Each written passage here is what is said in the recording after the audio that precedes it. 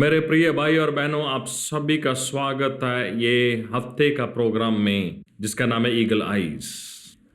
अगर आप पहली बार इस कार्यक्रम से जुड़ रहे हैं तो मैं आपको ये बताना चाहूंगा, ये एक ऐसा कार्यक्रम है आत्मिक अनुभव के बारे में जो परमेश्वर उंडेलने के लिए जा रहा है।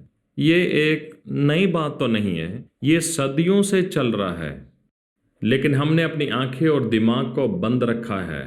इसलिए मैंने कहा कि परमेश्वर कुछ नया कर रहा है, खास करके ये दिन जो अंतिम दिन है, योवेल 2:28 का पूर्तिकरण, एक जो सबसे मूल चिन्ह है या सबूत है इन अंतिम दिनों का, आत्मिक आंखों का खुलना और दर्शनों को देखना। यही बातों की हम चर्चा कर रहे हैं, डॉक्टर ब्रूस और मैं, इसलिए कि आपको सिखाएं ना केवल परमेश्वर की देह, बल्कि जो कोई भी परमेश्वर के नाम को पुकारता है वो अपने आप को व्यस्त रख सके परमेश्वर के प्रकाशन अनुभव में। मेरे प्रिय भाई, आप कैसे हो? मैं एकदम ठीक हूँ। आप बहुत ही अच्छे दिख रहे हो। जो कपड़े आपने पिछले हफ्ते पहने थे, हाँ, लेकिन एक हफ्ता हो गया। ऐसा लगता है कि आप घर नहीं गए। हाँ बिल्कुल, ना के बराबर ही है। आपको इंडियन पिज्जा पसंद है ना? हाँ बिल्कुल, इंडियन पिज़्ज़ा बहुत अच्छा है। बढ़िया, अद्भुत अद्भुत।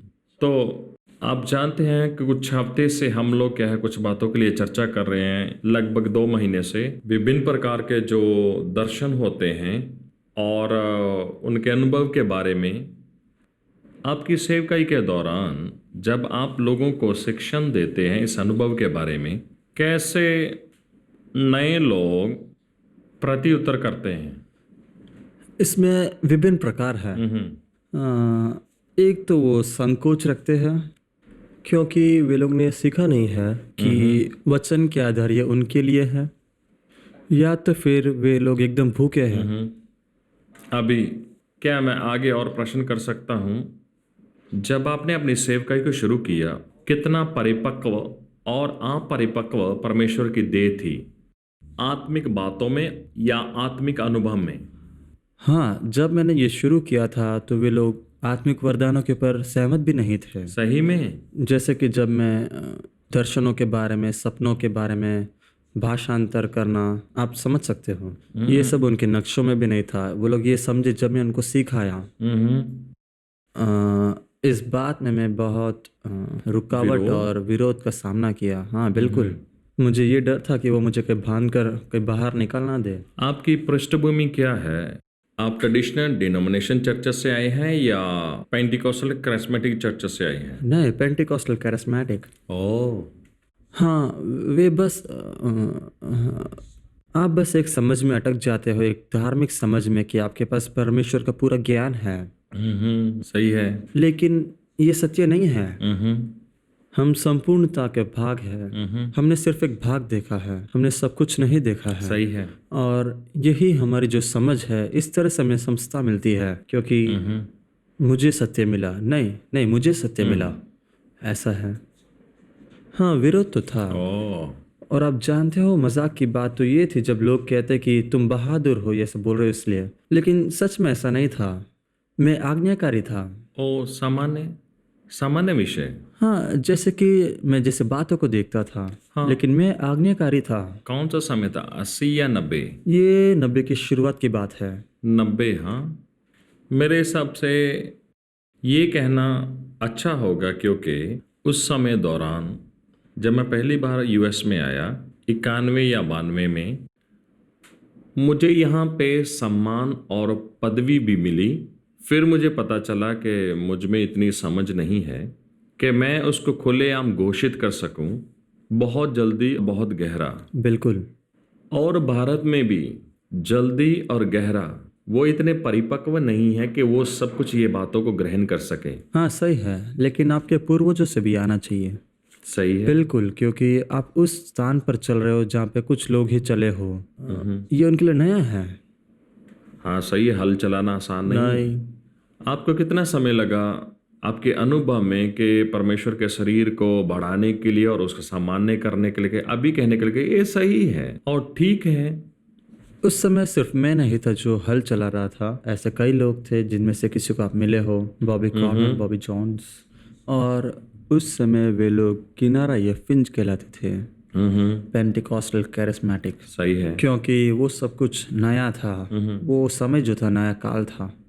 और लेकिन जैसे समय गया मेरे साथ ऐसा हुआ कि मैं वचन में वापस पीछे आया और कहा ठीक है, मैं उनके साथ अनुभव के आधार पर नहीं परंतु वचन के आधार पर हूँ। इसलिए मैं उन्हें वचन में दिखाता था ये सत्य कहाँ लिखा गया, ये सत्य क्यों है और आपको क्यों अनुसरना है। हम कुछ लोगों के बीच में से चर्चा कर रहे थे और एक बार ऐसा हुआ उन वचन आधारित बातों के बारे में कि जो हमें बाइबल में नहीं मिलता। सही। हाँ, ये सच है कि आपको वही अनुभव नहीं मिलेगा लेकिन आपको वो सिद्धांत मिलेगा। हर आत्मा को परखो, ये नहीं मिलता वचन के सिद्धांत के साथ। ऐसे कई बात है। इसलिए ये सिर्फ इतना ही नहीं कि परमेश्वर ने मेरे जिन में जो किया है उसमें दृढ़ बनने के लिए मदद किया, लेकिन वचन में एक दृढ़ पकड़ बनाने के लिए और दूसरों को समझाने के लिए भी मदद किया। सही है। उन बातों को जिसे लोग समझते नहीं कि वो जरूरी है, इसलिए वो अच्छा है। क्या अभी आप कह सकते हैं कि इसको ग्रहण किया गया है? हाँ, इन बातों पर मैं कभी कभी हंसता हूँ क्योंकि हम कहने के लिए सिर्फ इन्हें स्वीकार करते हैं। इसलिए पूरी तरह से कहे तो नहीं, लेकिन ऐसे कई हम अपनी बात करते हैं। हम दोनों जानते हैं कि नब्बे की शुरुआत से अभी तक व्यापक रूप से स्वीकारा जा रहा है, क्योंकि हम एक अलौकिक काल में हैं और परमेश्वर की बड़ी कृपा है कि परमेश्वर ने लोगों के अंदर भूख डाला है और लोग इसकी ओर दौड़ कर आ रहे हैं, खास करके जुआन पीढ़ी। अब जानते हैं जो लोग हमारी मीटिंगों में नहीं आते हैं, वहाँ ऐसे भी लोग हैं पूरे संसार में जो धरती की छोर तक हैं, सही है, जो सच्चाई की खोज कर रहे हैं और वे हमारी वीडियो को यूट्यूब में ढूंढ लेते हैं। हाँ, आप जानते हैं मैं बहुत सारे लोगों को जानता हूं जो हमारे सभाओं में आते हैं और कहते हैं कि आपको हमने यूट्यूब में देखा है। ये ऐसे लोग हैं जिन्होंने कभी भी हमारी सभाओं में भाग नहीं लिया पहले। ये वही लोग हैं जो भूखे और खोजी हैं। मैं जानता हूं आपके साथ। हाँ बिल्कुल। आज ही मुझे एक ईमेल मिला। हाँ, एक बहन थी जो एरिज़ोना से थी और वो बोझ से दबी हुई थी। ओ, वो एकदम संदेहपूर्ण थी उन बातों के ऊपर जिसके ऊपर हम बात करते हैं, क्योंकि उसके कुछ ऐसे अनुभव थे इस नए ज़माने में। लेकिन उसने अपनी किताब ली और उसने पढ़ा, और मेरा किताब हमेशा वचनों से भरा होता है। उसने पढ़ा और मुझसे कहा, 3 से 4 बार कहा और सही में अध्ययन कर कर कहा, अभी मैं जानती हूँ ये जो सत्य है वो विश्वासियों के लिए है और अभी जो ये ज़माने में है वो नकली है। इसलिए जो सत्य है, आप जानते हो इसमें दिलचस्प बात क्या है? आप इस नए ज़माने में से कई विश्वासियों को पाओगे जो एक असमर्थ कलीसिया में बदल गई है, ये खोज में कि वास्तविकता जो परमेश्वर की है। बिल्कुल बिल्कुल। हाँ, ये इस कारण है जो पुरानी कलीसियाओं में ये सब जो अधिकार था उसके साथ व्यापार किया और उसका बहिष्कार किया, ये सोचकर कि हमें सिर्फ वचन ही काफ़ी है। ये शैतान की एक योजना है। उसने एकदम ठीक रीति से प्रवेश किया और धोखा देकर और जो दे जो सेवा में रहना चाहिए था, उन्होंने पादरी जो सिर्फ सेवा में थे फिर लोगों के हाथ में से बाइबल को भी दूर कर दिया, क्योंकि उनमें समझ नहीं था कि वो इसे समझे। इसलिए जो दूरी परमेश्वर और मनुष्य के बीच में था वो बढ़ता गया। अब जानते हैं जब मुझे सेवकाई की बुलाहट हुई मार्च 14, 1989 में, मैं अपने पासवान के पास गया और मैंने कहा मुझे बुलाहट हुई है। और ये एक सांप्रदायिक कलीसिया थी और वो बहुत ही खुश हुए और मुझे उन्होंने उनके बाइबल कॉलेज में ही भर्ती करवा दिया। और मैं वहाँ पे 6 महीने भी नहीं रुक पाया और मैंने वहाँ से छोड़ दिया। और पहला कारण था पैसा। इतना पैसा नहीं था कि मैं जारी रखूं। दूसरा कारण ये था कि परमेश्वर खुद मुझे रोक रहे हैं कि मैं आगे जारी ना रखूं। इसके बाद मैंने मेथोडिस्ट चर्च में जाना शुरू कर दिया और उसी दौरान मैं पवित्र आत्मा से भर गया। जब पासवान को मेरी बुलाहट के बारे में पता चला, उनकी दिल की इच्छा थी कि मैं उनके बाइबल कॉलेज में जाऊं, तो एक संगठन से दूसरे संगठन में जाना था। मुझे लगा कि ये मेरे लिए एक और मौका है। ये पूरा स्कॉलरशिप था मेरे लिए, 3 साल बाइबल अध्ययन के लिए, और मैंने उनको हाँ बोल दिया।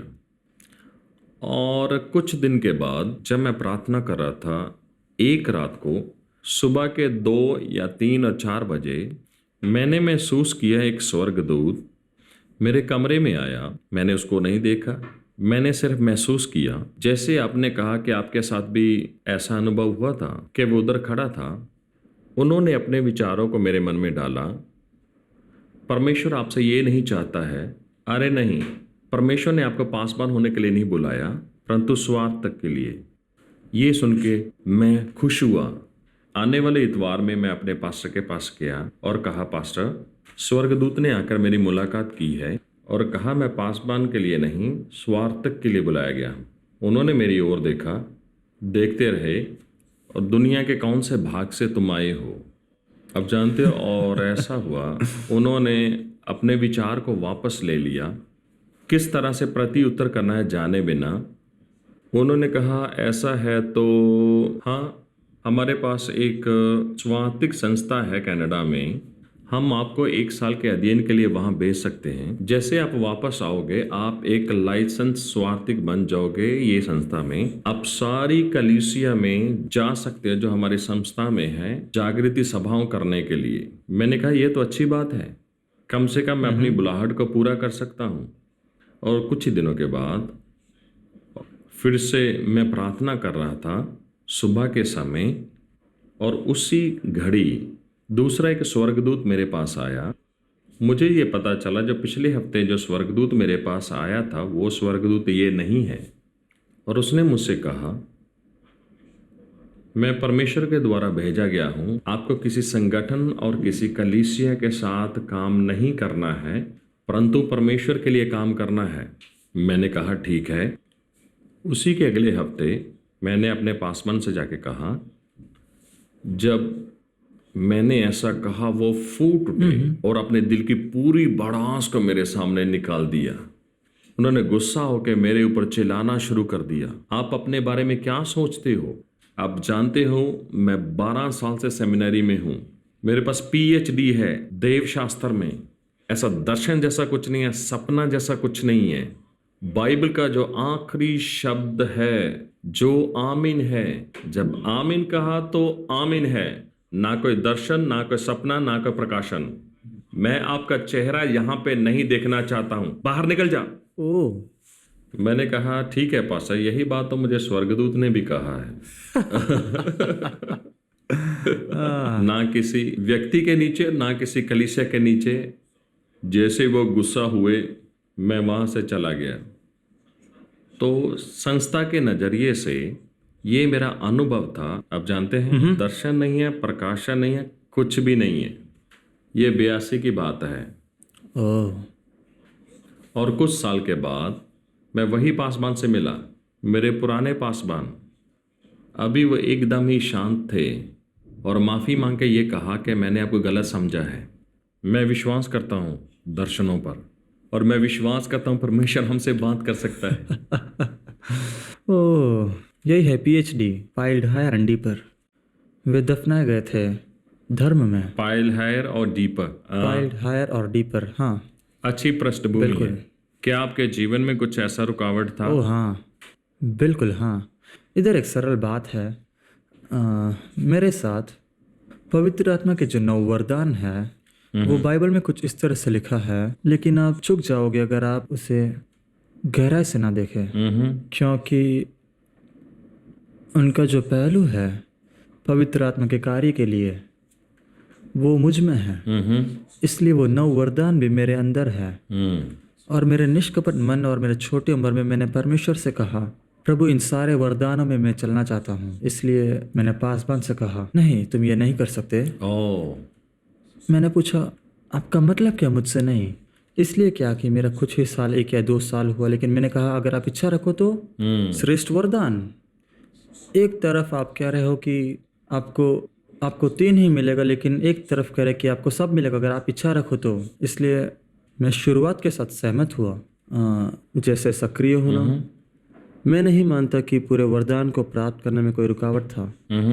इसलिए प्रभु ने कहा मेरे प्रार्थना समय दौरान कि तुम सही हो, तुम्हारे पास पवित्र आत्मा है और वो संपूर्ण है। अगर उसके अधीन रहोगे तो उसमें चल पाओगे। लेकिन जो ठहराव रखा गया था, जो संस्था में मैं था उसमें, वो नहीं, कुछ इस तरह है। ओहो, एक साथ में 3? हाँ, ज़्यादा से ज़्यादा। हाँ, ओ, ज्यादा से ज्यादा। बस इतना ही। इसलिए ओ, कुछ ऐसी बात थी जो, कोई भी 3 ज्यादा से ज्यादा? हाँ, जैसा आपको पवित्र आत्मा देता था। ठीक है, तो पवित्र आत्मा को 3 ही देती है, हाँ, उससे बढ़कर नहीं।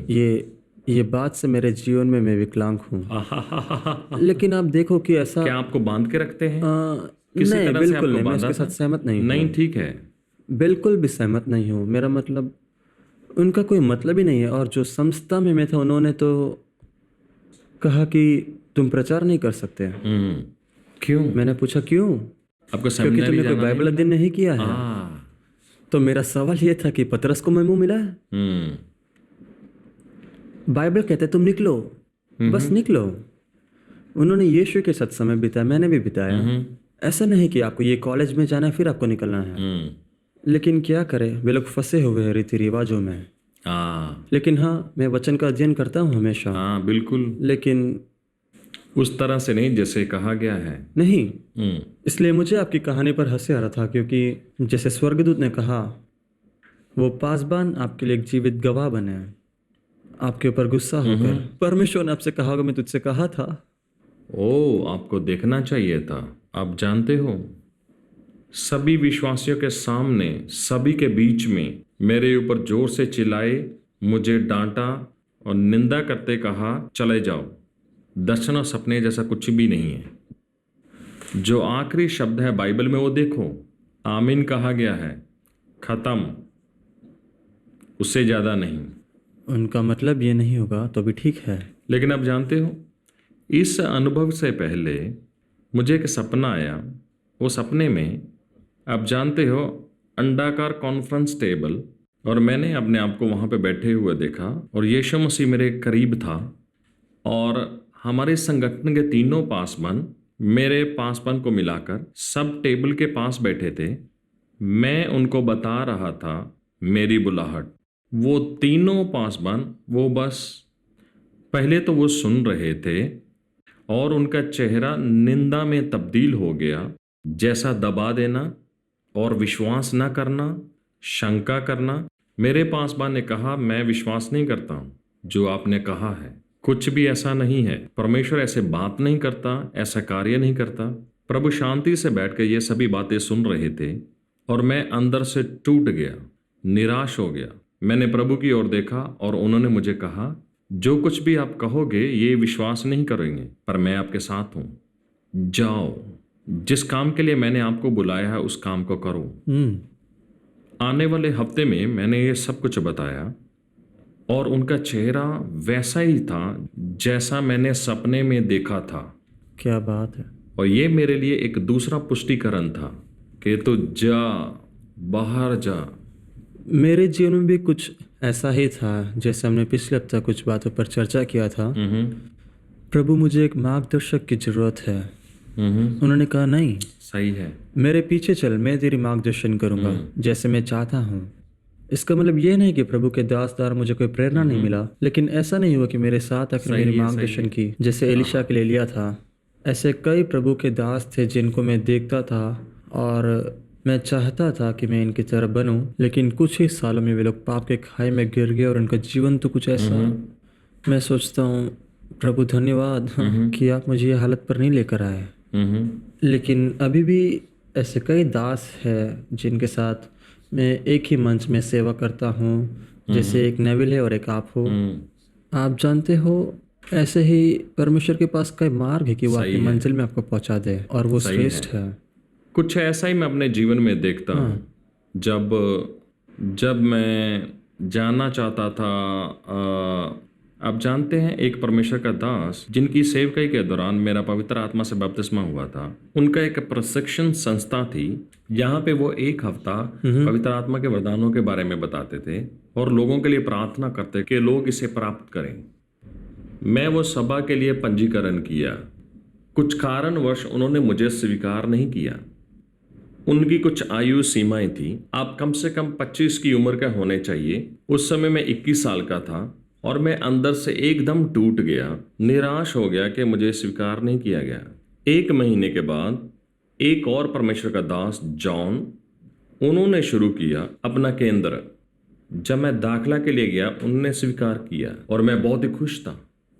फिर मुझे पता चला ये परमेश्वर का हाथ है जो मुझे एक जगह से दूसरी जगह पे लेके गया, इसलिए कि प्रभु मुझे तैयार करे और अलग करे उस बुलाहट के लिए जो मेरे लिए रखी गई है। हाँ बिल्कुल, आपका गहराई से चलना, गहराई से अनुभव करना। आपको ऐसा प्रकाशन मिला कि वो हमारे समझ को तोड़ता है। ओ, अब समझाना चाहोगे? उन लोगों के लिए जब आप आपके नाम की पंचन करने गए और आपको धिकारा गया, उनके लिए ये परमेश्वर का उत्तर था। उन्होंने अपने आप ही, ठीक है उन्होंने कहा होगा कि परमेश्वर ने ना कहा, नहीं उन्होंने कहा, नहीं परमेश्वर ने कहा, क्योंकि आखिर में वही है जो सब कुछ चलाता है। उसके अधीन रहो। तो कई मसीह जन है जो बलवा करते हैं परमेश्वर के संरक्षण उनकी योजना के विरुद्ध, ये सोचकर नहीं ये शैतान की ओर से होगा क्योंकि मुझे ये चाहिए था। नहीं, मेरा मतलब हम सब इसमें से गुजरे हैं। जैसे आपने कहा आपको फिर पता चला, मेरे जीवन में भी कुछ ऐसा ही था और मैं उसकी ओर देखा तो 1 मिनट रुको, वो मेरे पूरे समझ थी उसे पूरी तरह से तोड़ रहा था। मैं मेरे जो पूर्व बात जो थी उसकी ओर देखकर और मेरे जो परिपक्वता है उसे देखकर, और चौंकाने वाली बात तो ये कि ऐसा मिलता हुआ कई अनुभव थे जैसे उन्होंने सोच को बदला स्वर्गदूत की संगति के द्वारा। सब कुछ पूर्व निर्धारित है, वो होता है, हमें स्वीकारना है, किसी के साथ कभी भी हो सकता है। सही है, क्योंकि पहला परमेश्वर का दास, उनका जो पूरा ध्यान था वो स्वार्थ के ऊपर था और वरदानों के ऊपर। सही है। चाहे कि पहला जो परमेश्वर का दास था उनका चाल बहुत गहरा था, मूसा और हनूक की तरह, परंतु इस विषय में वो लोगों के सामने खुल के नहीं बोलता था, लेकिन उनका मूल विषय होता था प्रेम, करुणा।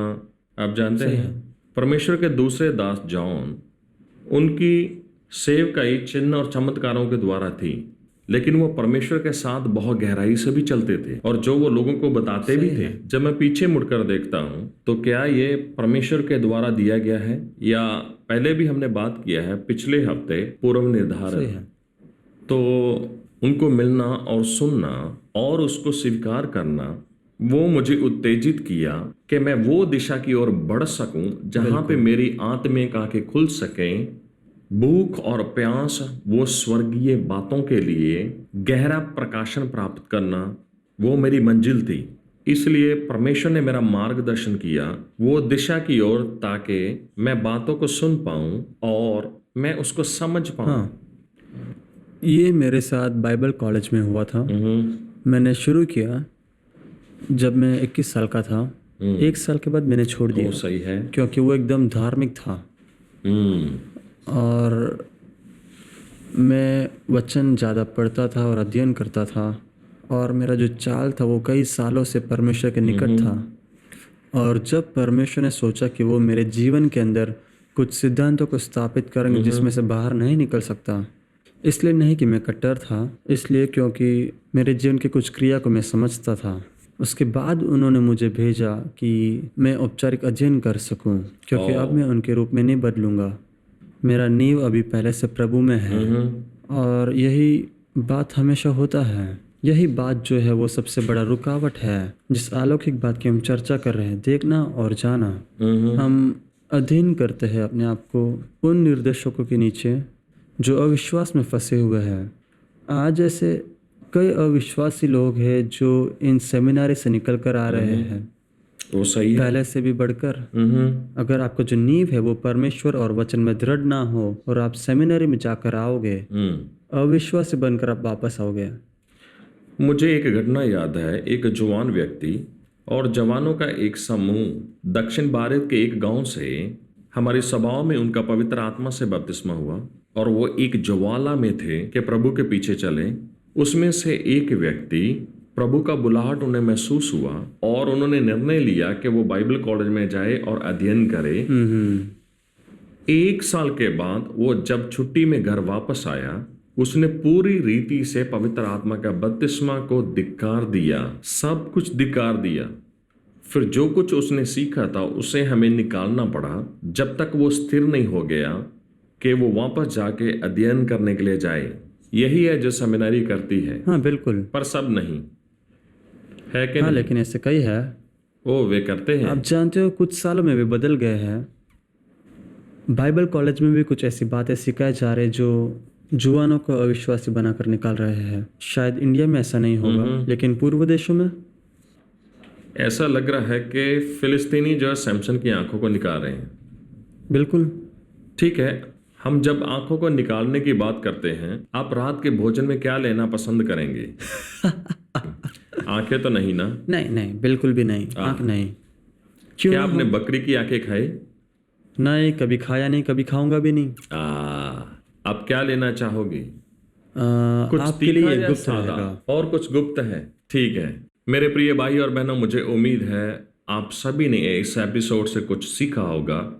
आत्मिक आंखों का खुलना और हम कैसे और किस तरह से कुछ कर सकते हैं कि हम परमेश्वर के साथ कैसे उस स्तर तक चल सकते हैं। ठीक है, हम आपको फिर से मिलना चाहेंगे अगले हफ्ते इसी दिन इसी समय। परमेश्वर आपको आशीष दे।